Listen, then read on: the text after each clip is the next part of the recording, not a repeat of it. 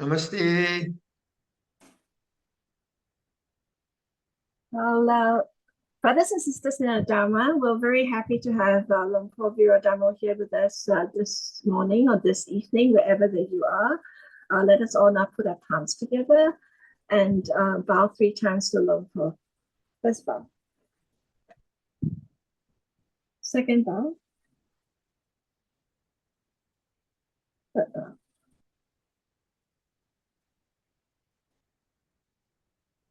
So before we head off to meditation land, we wanted to dedicate this session to a very good friend of mine who died recently, Benita Amaratunga. And she's from Auckland. She's Sri Lankan background. And the reason we're doing this session earlier is because her funeral is at 8 my time, and I'm one of the participants in the ceremony. But Benita was a really bodhisattva character. She died at age 93. She was a public health doctor, and as a solo mother, raised 4 kids who are really well-accomplished, beautiful beings in the world now with their own families. And she was this, one of the central figures of the Auckland Theravada Buddhist Association, which I was a part of for 10 years, from 85 to 95. And she just had so many good qualities of moral integrity and generosity and determination, and she loved meditation. So she's probably like the great matriarch of Buddhism in Theravada, Auckland Theravada Buddhism. And I was very close to her, very close to the family. So felt right to dedicate today's meditation to her well-being as we do.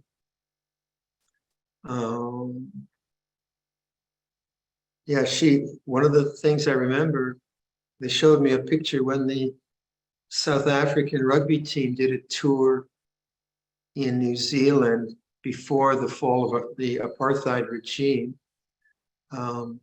She and her kids went to demonstrations against the Springbok tour and against apartheid in South Africa, and they've got it. And Benita, I always know Benita in a sari. She was always in a sari. They were very elegant in that way. And so here was a picture of her with a motorcycle helmet on, ready for action. It's kind of a lovely image of many sides of this good person. So anyways, Benita, this session is a bit shorter, is that correct? Like 20 minutes meditation, did you suggest? That's okay, right. We'll try that. Okay. If I call you Benita, no problem. All right, let's meditate for 20 minutes.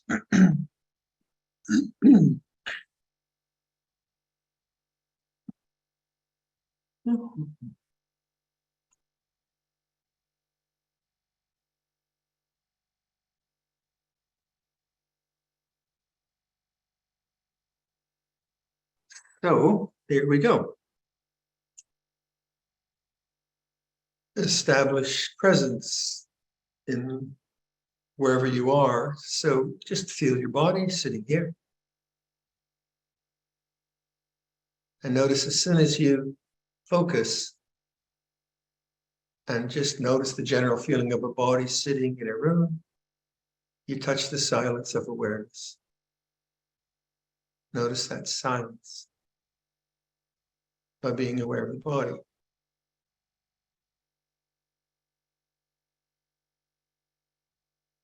Listen to sound.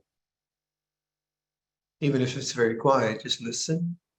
Allow listening to be receptive. Let the sounds come to you. And notice the silence of awareness.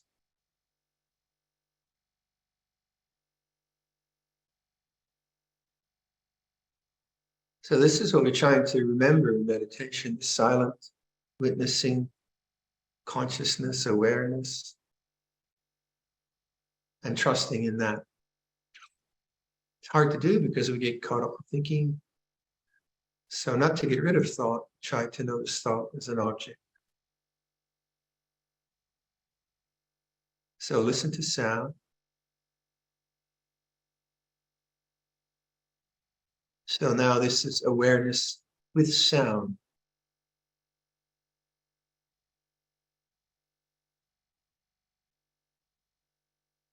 Feel your hands. Awareness with bodily sensation. Awareness with your hands. Listen to sound. Notice the silence of awareness. Feel your hands. Notice the silence of awareness.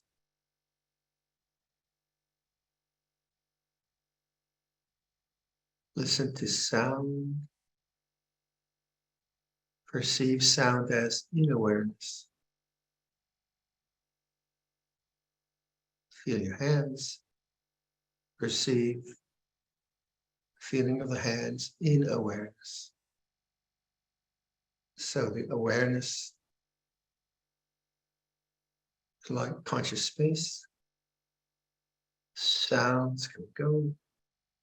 Bodily feelings come and go. Thoughts come and go. So try to establish that open, spacious, receptive quality of knowing the way things are. So meditation isn't really about the object of meditation. It's more the awareness. And the object just helps. So I say awareness with the body. So feel your face. Feel the mouth. Let the feelings in the mouth become conscious.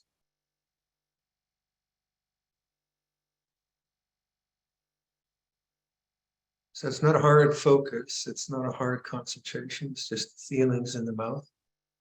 Awareness with that. Feel the ears. Let that become conscious.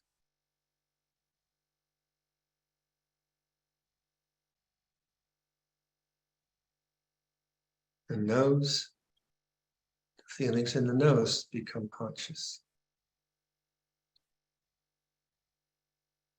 In awareness.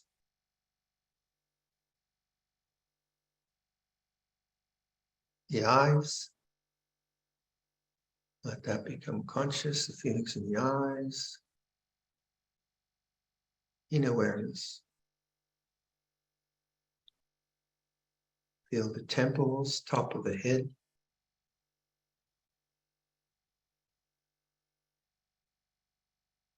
Feel the whole head now as an object in awareness.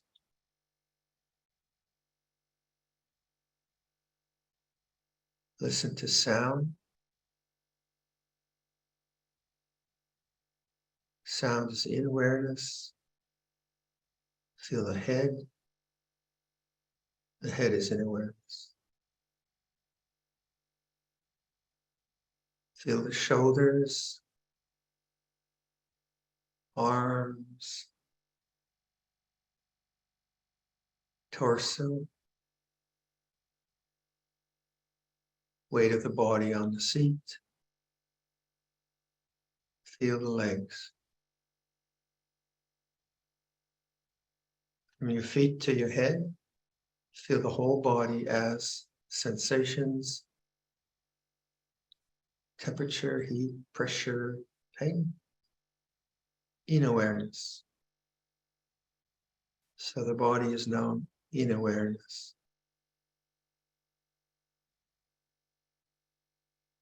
Listen to sound. Feel the body. Both are in awareness.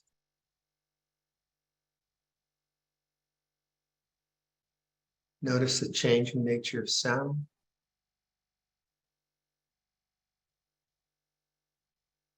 Notice the changing nature of the body, sensations. Notice the unchanging nature of awareness. Be that awareness.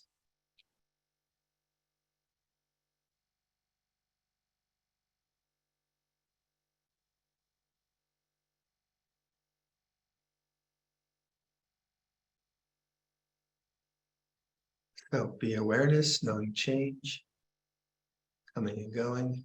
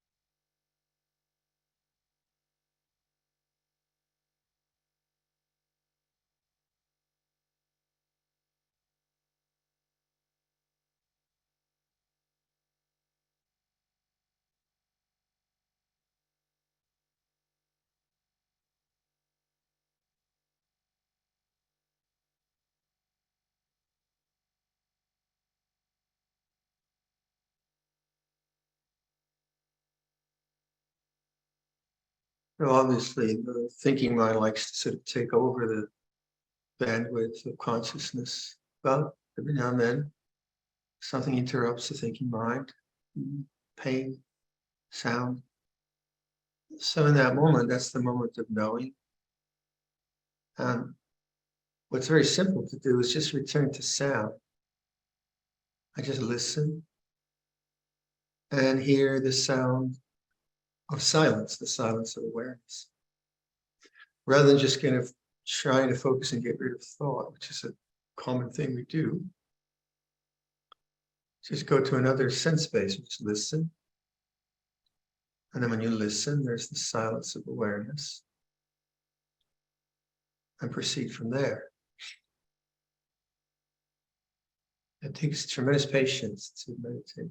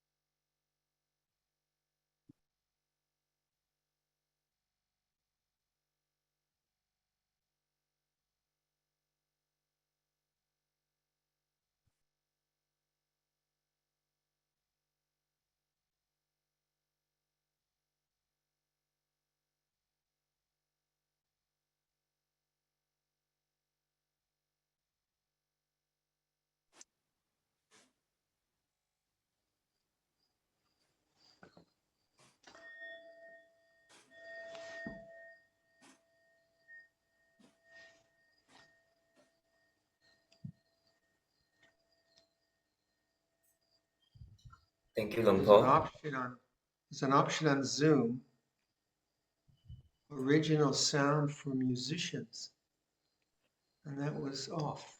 So my bell didn't work. Anyway, here we are. Shanzine, you want to do the honors? Thank you, Luang Por. We would now like to request for the Dhamma. Brahmacaloka Dipati Sambati Katanjaliyan Divarangayachata Santi Tasata Parajaka Jatika Ese tu Dhammang Anukampi Mampaja.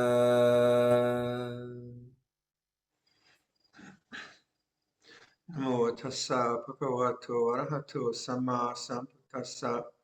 Namo tassa bhagavato arahato samma sambuddhassa. Namo tassa bhagavato arahato samma sambuddhassa.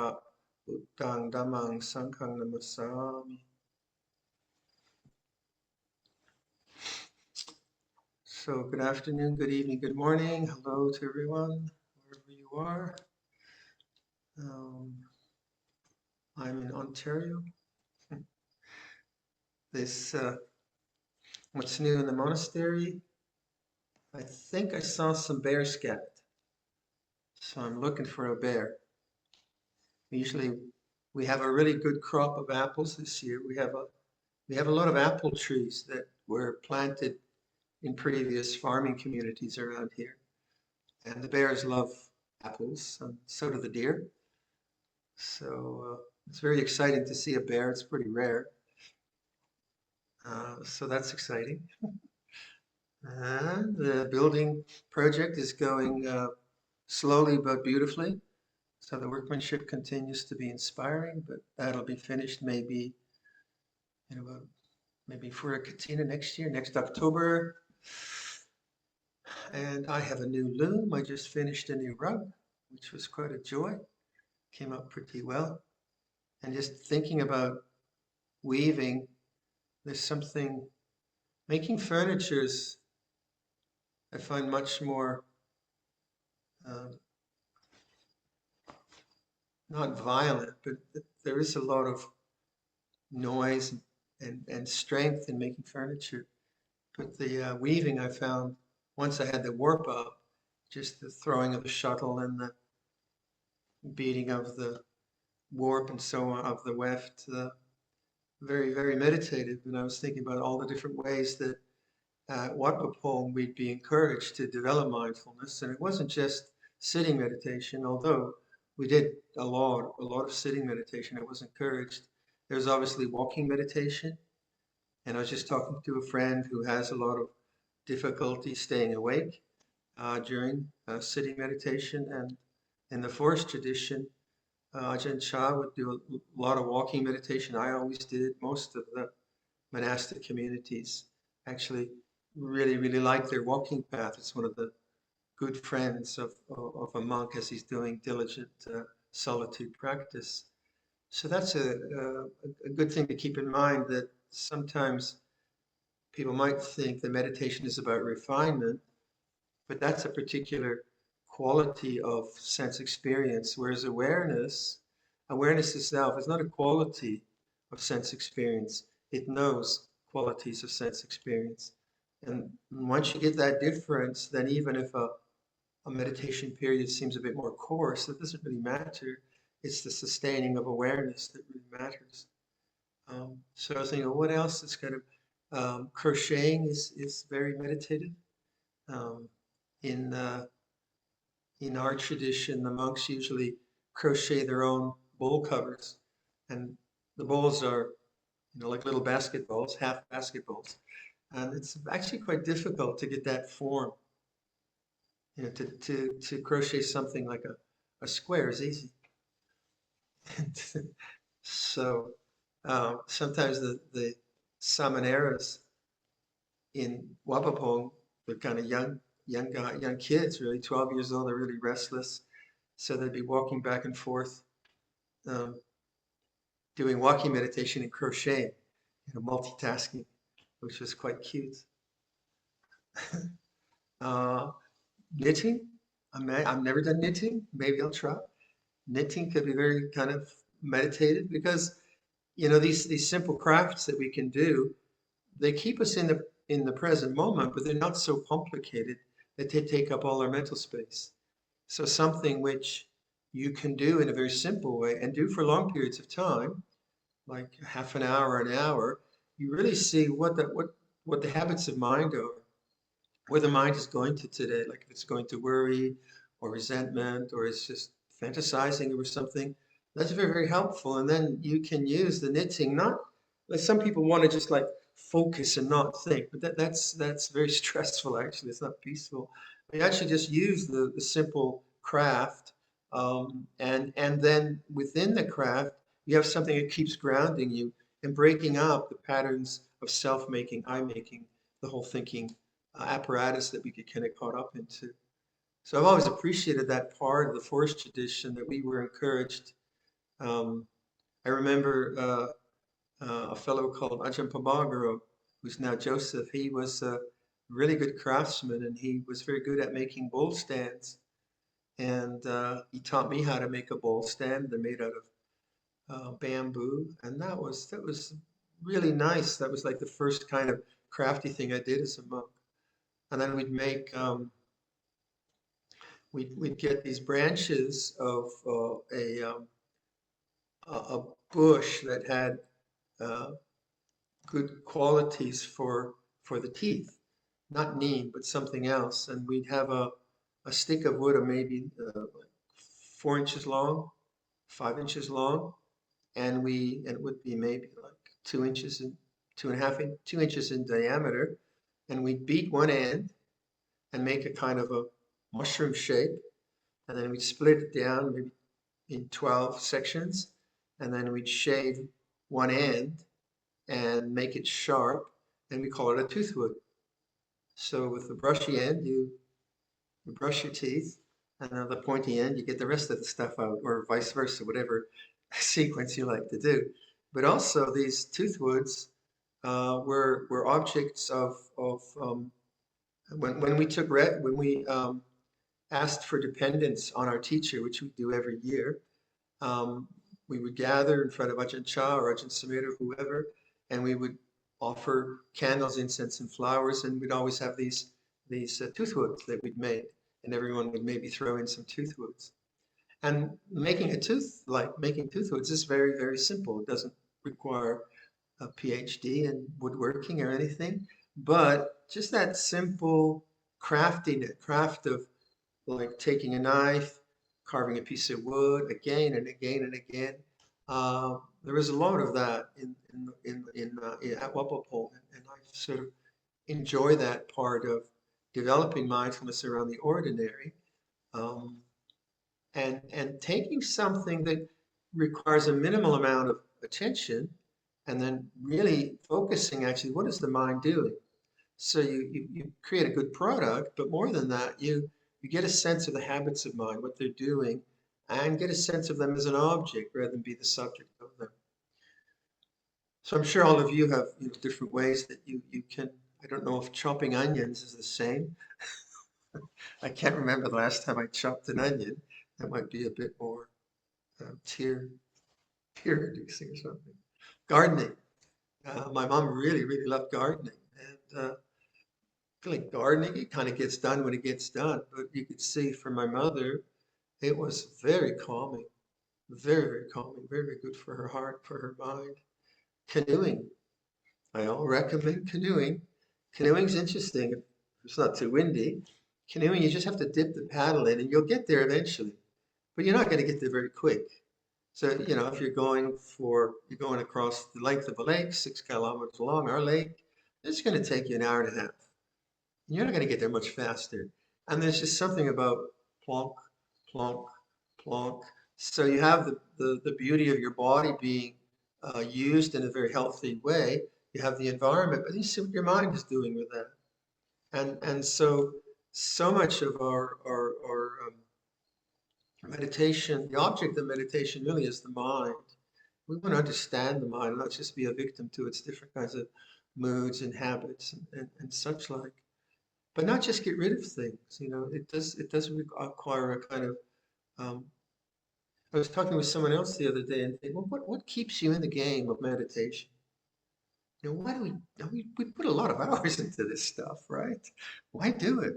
Why not watch Netflix or I don't know, play pool or whatever you want to play? Well, I think it's the curiosity for me. I'm really curious about, well, how does the mind work? And why do I suffer? Obviously, that's important. And then what is the silence of the mind? And for me, finally, what is this very interesting statement? There is the unconditioned, the uncreated, the unoriginated, the unformed, the harbor, peace. That language, obviously, as I often talk about, is very important. So then thinking about Benita, she was really a bodhisattva kind of being, just so generous and so good and so hardworking in many ways. But death comes, even to bodhisattvas, even to good people, even to people who've done tremendous good works.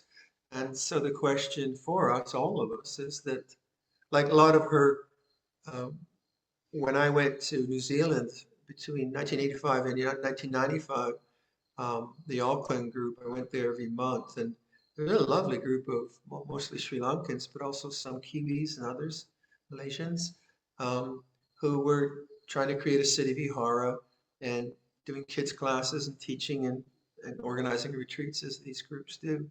And they had a lovely sense of camaraderie and a communal commitment to creating a place which had much goodness in it. Now all these people are like they're Benita's age or a bit younger, and so most of them say, "Well, now we're in the departure lounge, and we're all going to be in the, well, I'm probably in the departure lounge already. It's coming, folks. We're going to be there too." So the good works are obviously very, very important because they give the sense, they give the heart a sense of, yeah, I did something meaningful. I took care of my kids, or I tried to practice a good vocation, or I tried to live an honest life in whatever ways I could. So that's not insignificant. That is significant. But still, there is the question of dying, the body dying. And so then as Buddhists, we often talk about rebirth. We like to talk about that. And of course, we don't know. We like to talk about it. We talk about it like we know what we think it's true, but do we really know? What's the difference between believing and actually knowing? And not to dismiss the philosophical views that we have about rebirth of consciousness.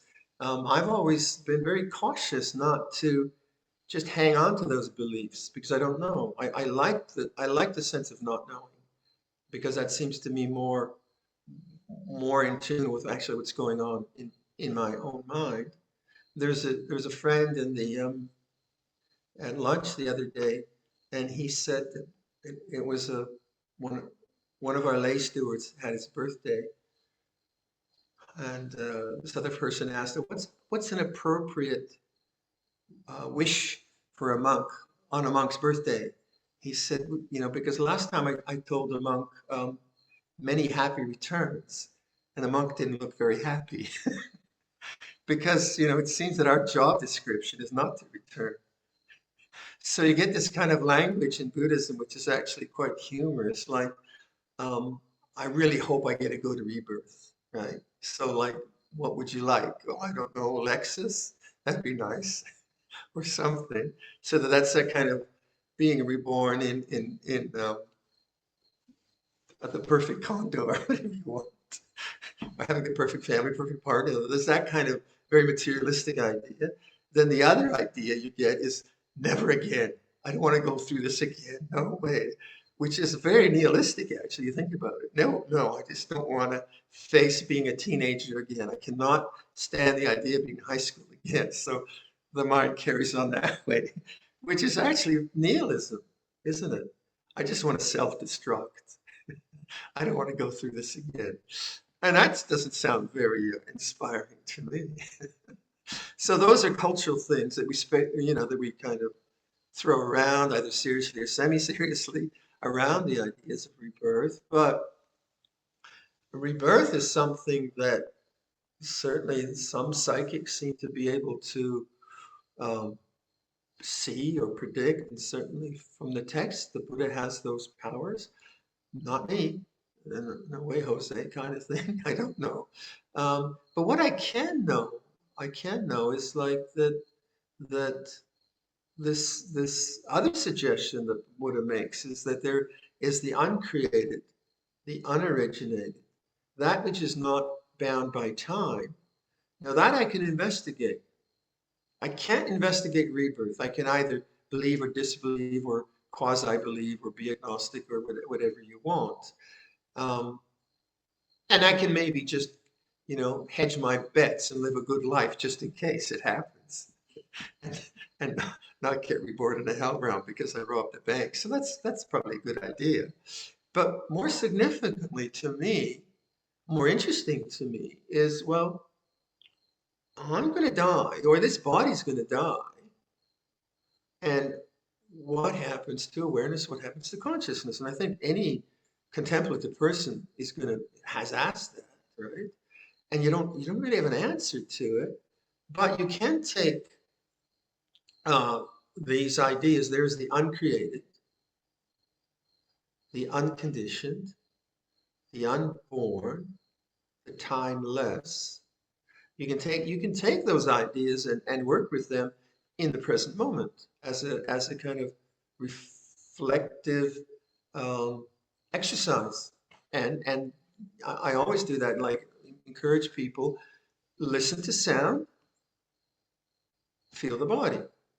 Right? So you come to hopefully the silence of awareness. That's important.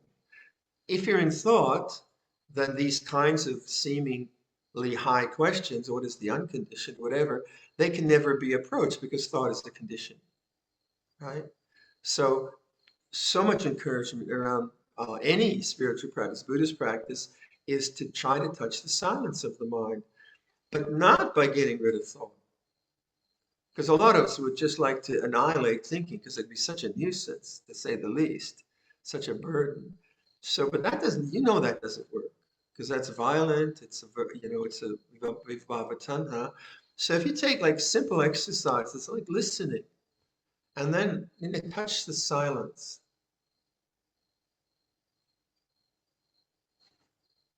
Sound is there, but there's also the silence of knowing, the silence of listening.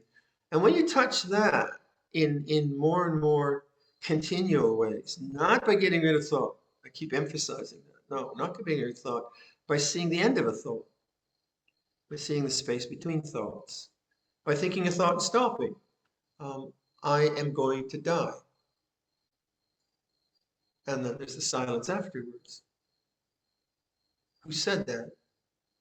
And there's the silence afterwards. So touching the silence to me seems to be very important for entering into the deeper, shall we say, spiritual implications of the Buddha's enlightenment. And again, to me, it seems the Buddha taught, my take on it, especially being a bhikkhu, is that my ordination is for the realization of the unconditioned, not to get a really good rebirth. That's not why I ordained. Like, okay, I'm gonna keep these precepts so I, get to the place I really want to be. No, it's for the realization of the unconditioned. So that's my duty, I suppose. Huh?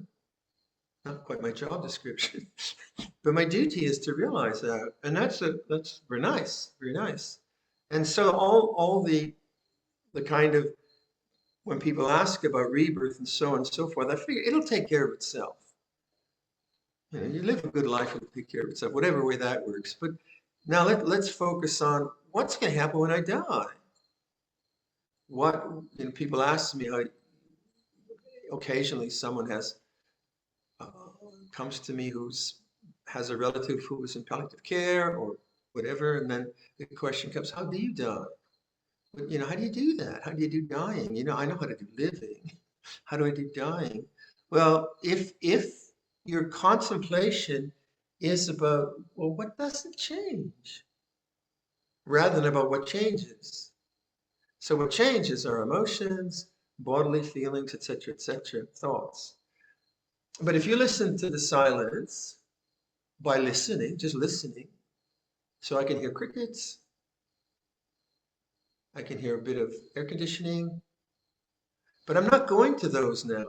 I'm not going to the objects of sound. I'm just abiding in a kind of receptive listening, and there's a silence. They're not so far away.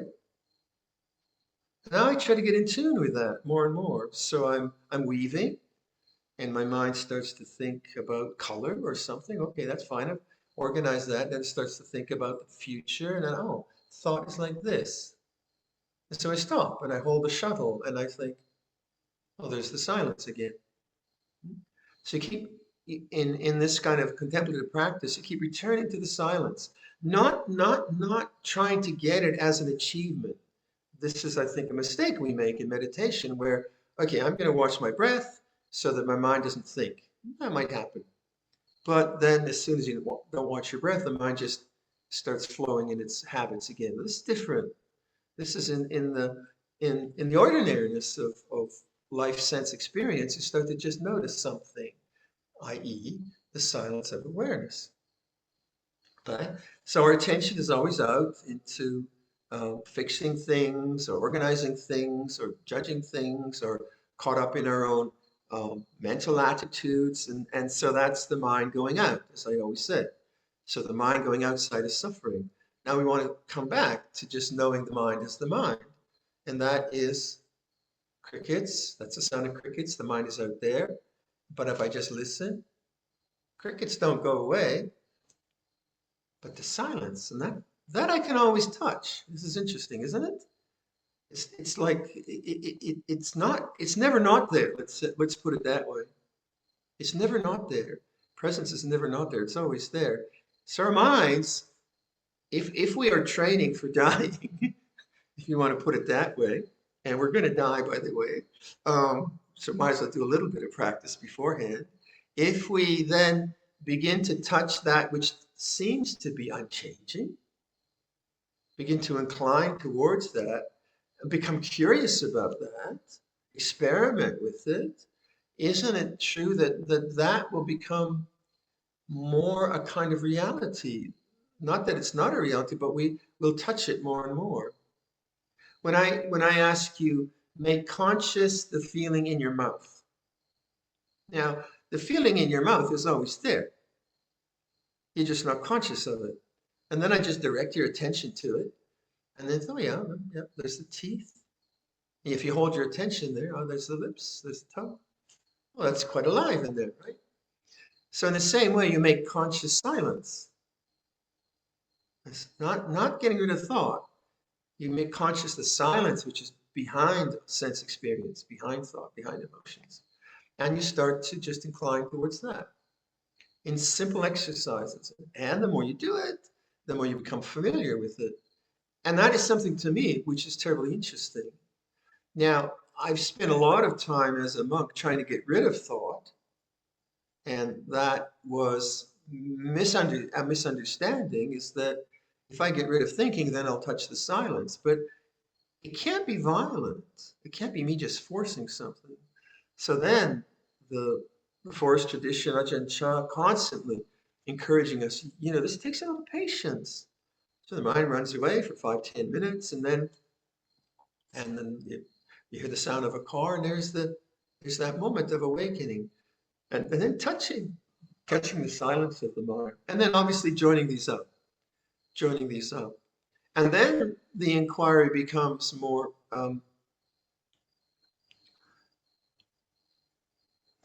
doable, not a very good word, doable, but more doable in the sense that because now the gaps of silence are more apparent, then you start to ask your question, well, does awareness change? Does consciousness change? And that even takes you into a deeper silence. Because when I witness witnessing, when I look at awareness, looking at awareness, and I ask that question, what's unchanging? There's just the silence of consciousness. There's no person. There's no me saying it's not changing. There's just the ineffable silence of the mind. And that's very restful. It's very um, attractive in many ways, but not in terms of sense experience. Now, I find doing, I hope you're following me here, but I find doing this kind of silent exercise sometimes leaves me kind of in a headspace. So developing the heart chakra for me has been very, very important. Something, I don't know what it is, something about the silence of awareness and the openness of a heart is a perfect balance for me. Resting in the heart rather than the head, resting with this energy in the silence of awareness. That seems to be, I find, a kind of perfection there. And in that balance, then there's no desire. There's no desire because there's balance. Don't need anything. So a lot of our meditation, I would say, becomes, I think a lot of people strategize. You know, they have this kind of little plan of how they're going to meditate or make the mind quiet or deal with this or deal with that. So there's a lot of programming and strategizing and trying to fix and trying to become, as opposed to trusting in the silence and trusting in an open heart. And those of you who have been listening to Luang Por Viradhammo's talks of late, you know how strongly now he's just saying, just trust in this knowing, trust in awareness. It's like this, really trust in that. But what we'll see is that rather than trusting in awareness, we trust in thought, a worrisome thought, a self-disparaging thought, a thought about buying something, a thought about that I shouldn't buy something, etc., etc. So we really, really trust in thought. Now, getting rid of thought's not going to be the solution. It's seeing the end of thought, seeing thought as an object rather than being the subject, and getting to those little gaps of the mind. So when death comes, as the body starts to break down, as it already is doing for many of us, so I tried to lift some heavy weights because I'm trying to flatten this rug. It's right in front of me. And I shouldn't lift those heavy weights. My knees are not happy today. Not a good idea. Okay, so I could do that 20 years ago. And Viradhammo, come on, you're an old man. Stop doing that. But that's the way of old age, isn't it? So the knees are hurting, and they'll be fine, or they won't be fine, and so on. And that's just the way of the degeneration of the body. That's what happens, right? And if my refuge is in the body, boy, am I in trouble. Whew, I am really in trouble. It's not a good idea at all. You notice it more and more. But if my refuge is in awareness, I can feel my knees and think, well, that was stupid. And I can correct my behavior and try to be a bit more reasonable in what I do. And then I can see maybe, oh, yeah, so this is the karmic result of lifting something heavy. But all the time, the refuge is knowing, is awareness. Okay, there's pain, and that happens. And when the body breaks down and dying, I can't imagine what that feels like. You know, that the senses are just going down, and I mean that must be super powerful and super strong. But awareness should, this all arises and ceases in awareness. Fear, say, if one has fear of sickness or fear of death or whatever, Fear is an object that arises and ceases in awareness. Fear for one's loved ones, for their pain, that arises and ceases in awareness.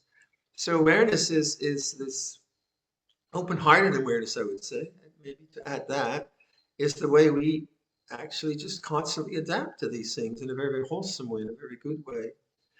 And if we're present to someone's dying, and we will be, and I've been present to many friends dying, and then what do we do? We can't fix that, but what can we do? What can we do for a person that's dying? Well, we can be present to that. We can be open-hearted to that. It's okay. This is all right. This is nature, rather than think it shouldn't be this way. So the more we take refuge in awareness, rather than the way we want things to be a certain way, the more available we are to appropriate responses to someone dying, someone sick, someone with illness, whatever it might be. In Thailand, when they get, I'm talking this way because I have to say some words at this funeral. So in Thailand, they often begin a monk will begin a Dhamma talk around a funeral by saying, we are brothers and sisters in old age, sickness, and death. Well, it's true, isn't it? Well, it's a very beautiful way to put it. And it's not morbid. It's not morbid per se. It just is. It's just the way it is. We are brothers and sisters in old age, sickness, and death. And when someone does die close to us, it can really rip our hearts apart. It'll be very, very, very painful. But that pain in the heart is actually love, isn't it? I would say it's a good pain in the sense that it's touching that space, which is very, very important. And if we don't get lost into it in self-pity or I should have done more and all that kind of thinking stuff that we do around the pain of the heart, and we just stay with it, I would suggest it really opens the heart in very, very profound ways. I had one experience where there was a family in Auckland many, many years ago, and they had a 5-year-old daughter that died of leukemia. And it was so painful just to be with them, watch it. And yet the parents came out of it really beautiful beings because they had just stayed with the heart, stayed with the pain. They really loved the child, did everything they could. And although one never forgets that loss, you could see that they had gone through that difficult experience and come out of it really as very profound beings, from not that they weren't beforehand, but very, very profound. And sometimes when someone does get ill or has a terminal disease or whatever, then we quite up because we don't want that. We think a lot. But when we come to the heart and awareness, we say, yeah, but life is like this. There is loss, there is pain, and who am I to be free of that? Who is my family to be free of that? When you come to the heart, then the demand that it be different falls away, and then we are really, really available to help in whatever we can. So I'm going on and on now here, so maybe I'll stop there, and hopefully that wasn't too negative. Hopefully it's helpful, but maybe I think Beta, there were some questions. So I think you could read them out. Thank you, Luang Por. Andamaya o vadagata sadhu karang kadamase sadhu sadhu sadhu anumodhami.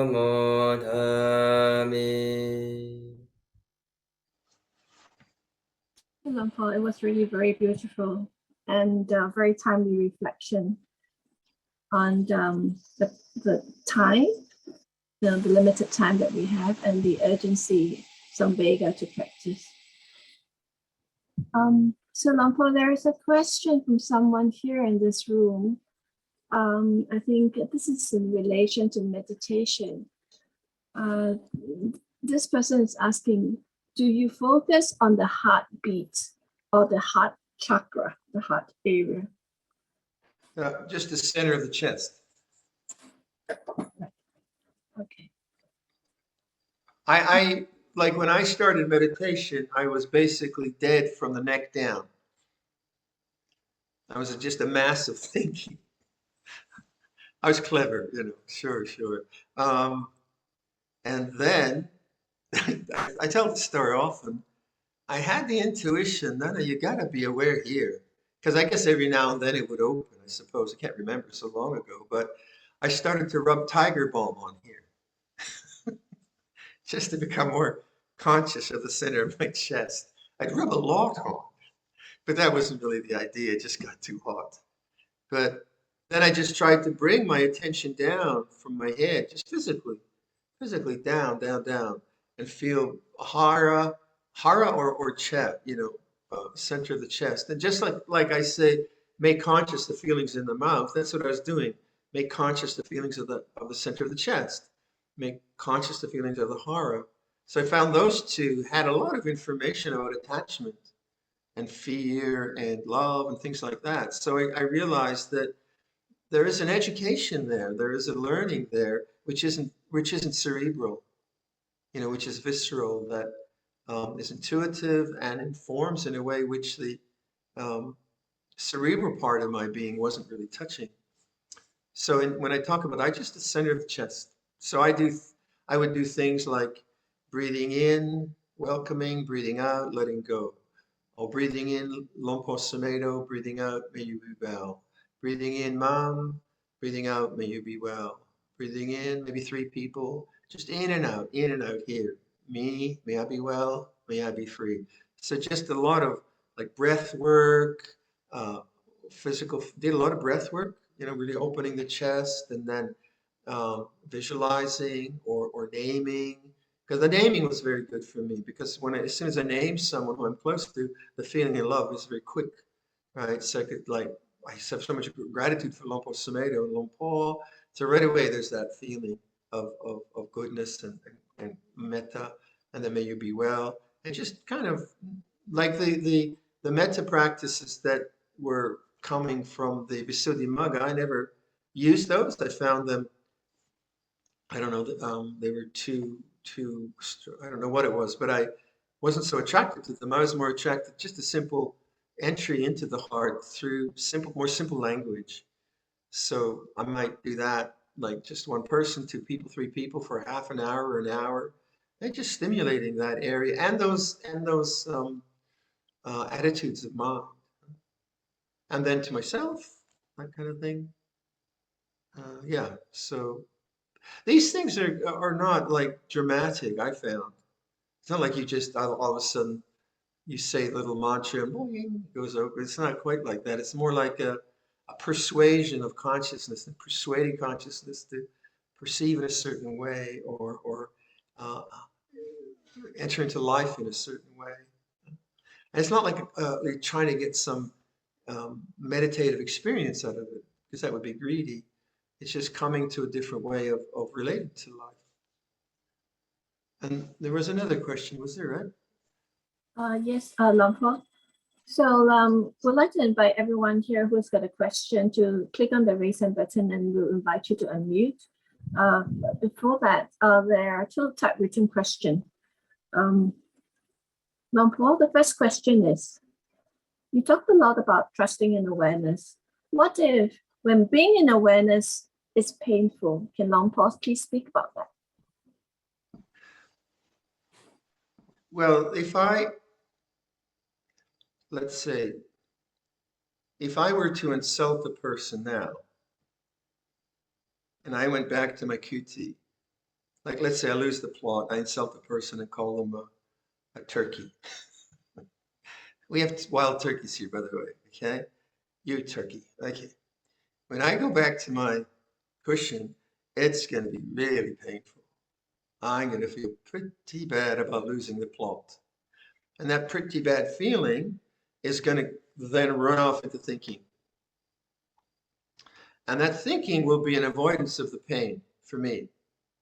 Not that I've called anyone a turkey lately, but So if, however, I'm quite mindful and I'm sitting on my cushion and then the result, oh, that was unkind or that was unfair, starts to come up in my heart, then I will feel it here very strongly.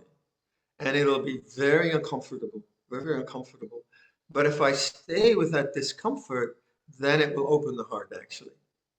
Whereas if I go to thought, I will usually then go to self-disparagement, which will be more aversion. This isn't the recent problem I've had. It's something I learned some time ago. But then I'd go into thought, and then the thinking process would be actually more averse. It shouldn't be like that. Da, da, da, da, da. So actually going back to the pain of the heart is certainly painful. This is one type of example. But staying with that pain is actually an honest reflection of what happened. Now, this is a result, Viradhammo.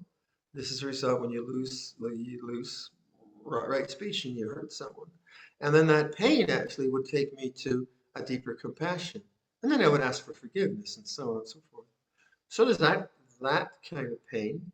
There's the pain of memory, like someone might have hurt you, like maybe that person then has the memory of being hurt by me, and then they come up, and then that is kind of like maybe feeling of betrayal, or that's very strong, or unfairness. And those are very, very painful feelings. So then the mind runs into thought again. I'm never going to talk with them again. I'm not going to forgive them. I don't care. And may they drop dead. Oh, I shouldn't think like that. I'm a Buddhist and that's a monk. Oh dear, I'm terrible. I'm terrible. That's all just thinking, you know. And actually going to the feeling of being betrayed or being hurt is painful. Undoubtedly, it's painful. But where does it take you? What happens if you stay with it? I find then you become you see that mindfulness can take anything.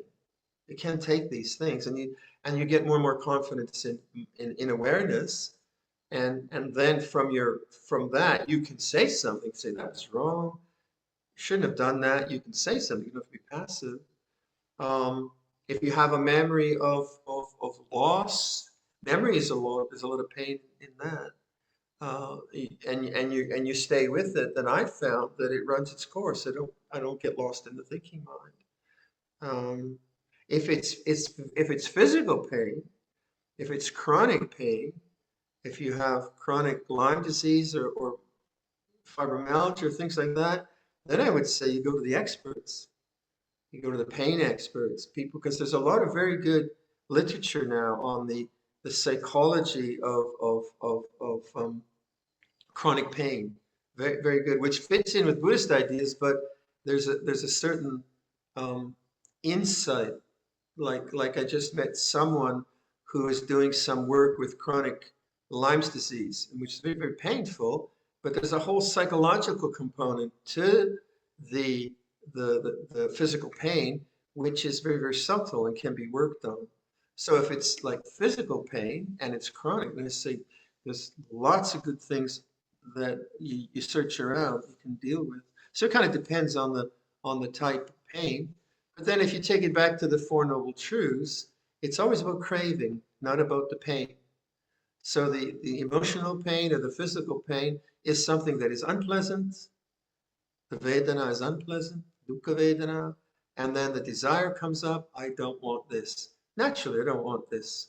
So biologically, I'm conditioned to get away from it, do the best I can, but a lot of pain is not escapable. So then you work with the Four Noble Truths. There is suffering, there is pain. What is the problem here? It's the not wanting. That's the problem. That's where you diagnose it. So it might be an emotional pain, it might be physical pain, but that's always the bottom line, is to go to the tanha, the craving. I mean, the bottom line is to go to the doctor or get out of there or whatever, sure. Like, you don't want to hurt yourself. You don't want to be some kind of masochistic hero or heroine, but rather if it's there, then okay, this is a chance to use the Four Noble Truths, especially attachment to the craving to get rid of, not wanting, and seeing where that is. What's the difference between pain and not wanting the pain? And if you can differentiate that, then you say, oh, then you have a moral pain is like this, and you have metta for the pain. You have a sense of kindness for the pain rather than this pushing away pain. And it can be very complicated. It can be very kind of insidious and habitual. So it requires a kind of inquiry into the nature of the pain. Thank you for the answer, Luang Por. The second question is about right intention. The person's asking, how can one ensure that one's intention is right at all times? And how can one learn to grow to make wise intention that's beneficial for self and others? Thank you, Luang Por. Well, you probably can't do it all the time, so give that up and do the best you can. So be careful of perfection and be careful of idealism. Be careful of that. Do the best you can, but then see what's the result of those intentions. That's usually the way. So if the result of something that you do gives a negative sour result, then you have to question why. So if you're very clear of your intentions, let's say I have a discussion with someone and they say to me later, you said something very hurtful to me. Well, I can go, if I'm really clear in my intentions, then I can say, well, did I have the intention to hurt them? Was that my intention in discussion? Well, actually, no. Okay, I could be more careful. Maybe I was a bit blunt, but I really had no intention to hurt them. So that helps. That really, really helps because sometimes you can be intimidated by other people's sensitivity. You can be respectful of their sensitivity, but the more clear I am about why I say and do what I do, the more I'm okay when life turns around and bites me or goes pear-shaped or it goes a way which I didn't expect. I didn't really expect that, but my intention wasn't to get that result. So clarity of intention helps a lot with doubt. And can you always be clear with your intentions? Probably not. You do your best, right? Sometimes, we're heedless and so on. So there's no guarantee. But the more you practice knowing the mood of the mind, this is really, I think, it's most important is when you know the mood of the mind, you're much, much more cautious about speaking or doing when the mood of the mind is negative, obviously. If you're not really aware of the mood of the mind and you're just coming out habitually from a mood of like I suffered a lot from cynicism. I could really get into a cynical state of mind and then crack jokes from a cynical state of mind. Ha ha ha. But I wouldn't have wanted the recipient of that cynical joke. It's not, not very nice. And that was just such a habit, such a strong habit of, being clever and so on, which comes from childhood or university or wherever. So I'd be really, I really work on don't don't say it. And then I'd feel the result of maybe hurting someone with wrong speech, some cruelty in the joke, and then I'd feel to go back here.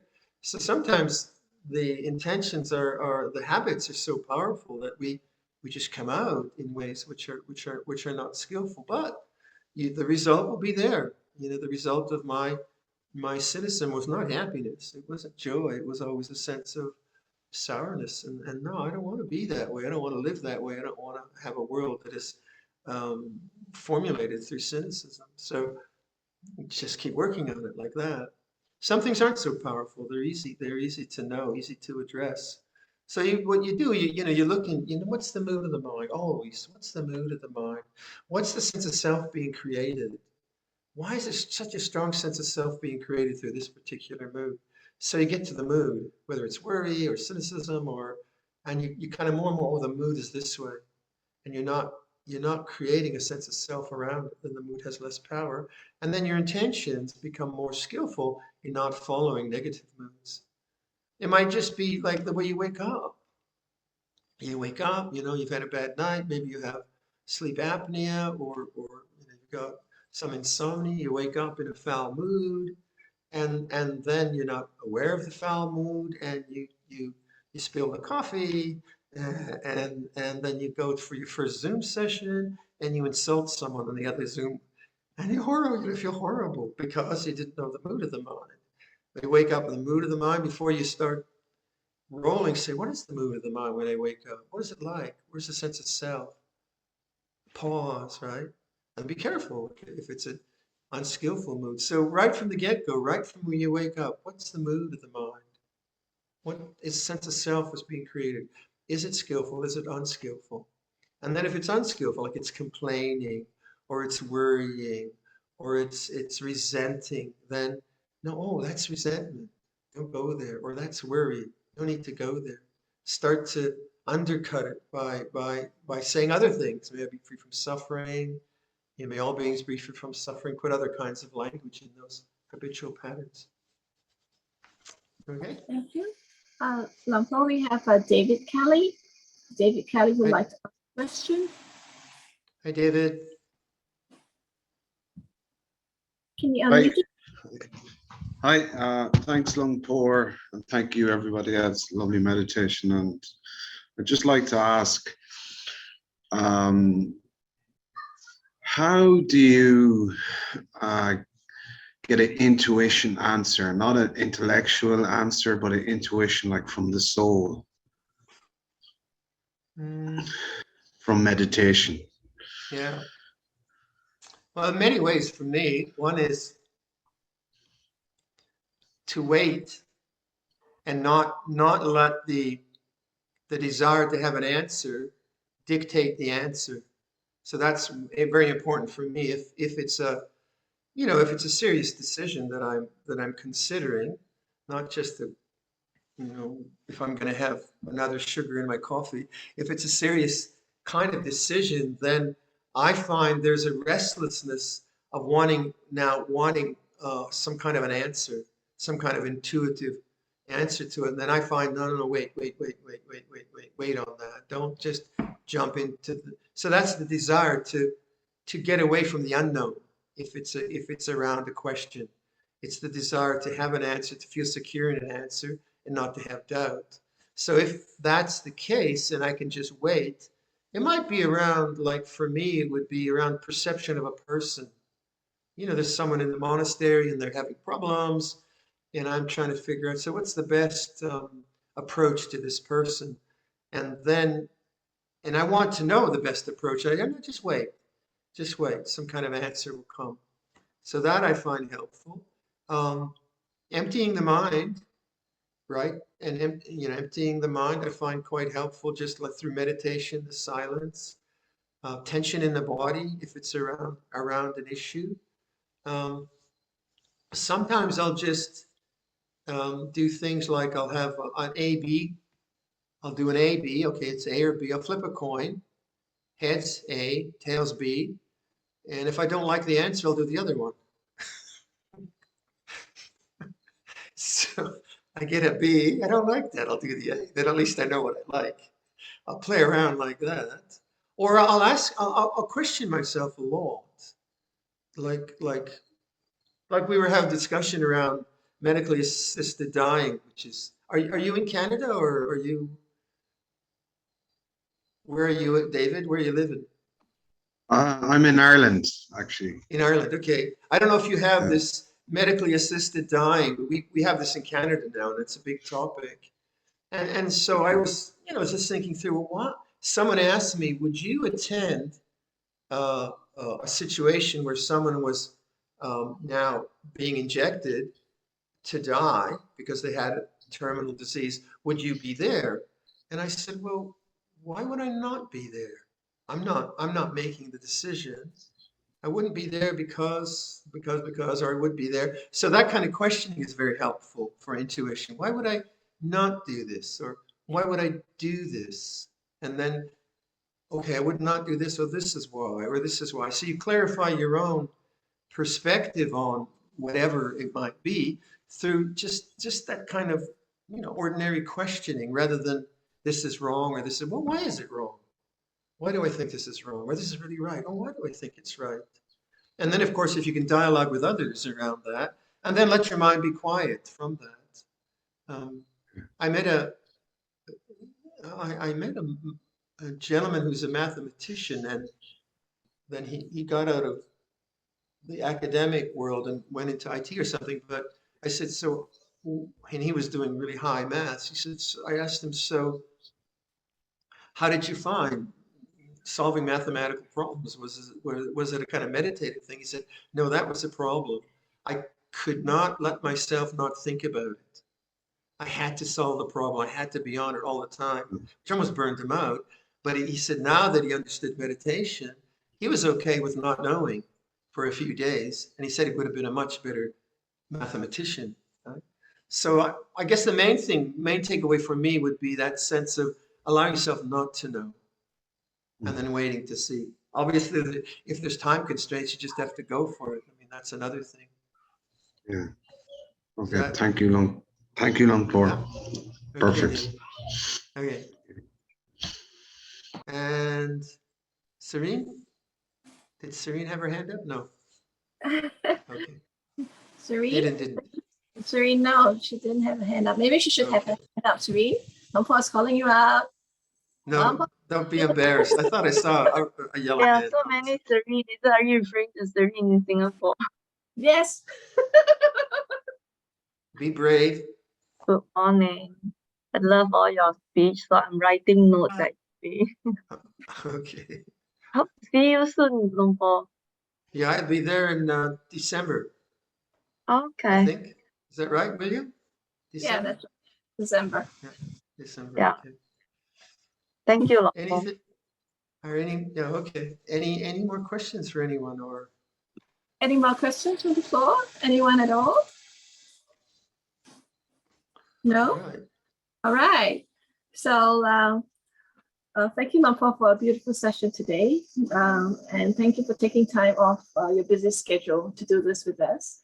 I would like to invite you to lead us to close this session by chanting the verses of sharing and aspiration, please. Okay, you can get them up on the screen.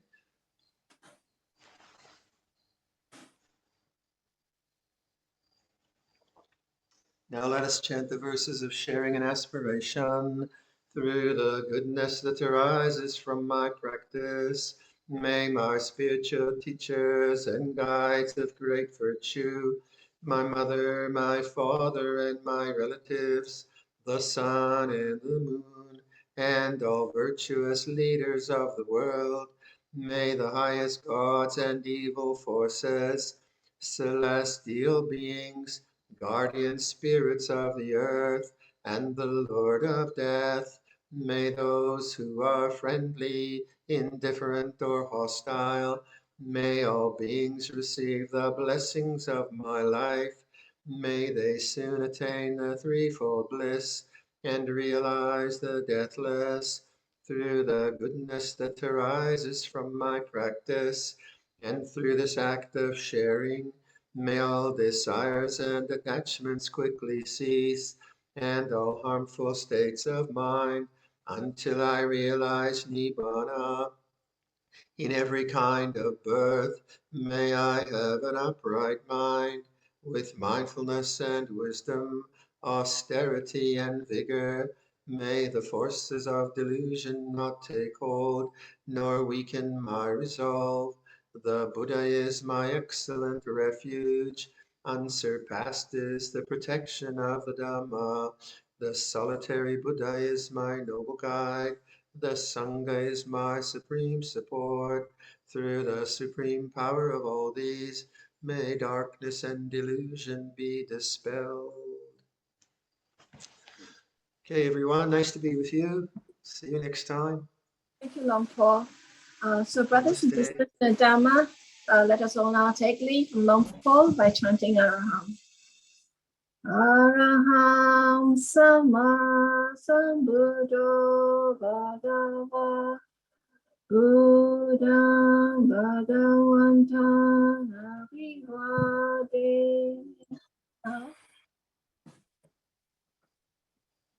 Swakato Bhagavata Dhammo Dhamma Namasami Supadipano Bhagavato Sawaka Sangho Sangham Namami.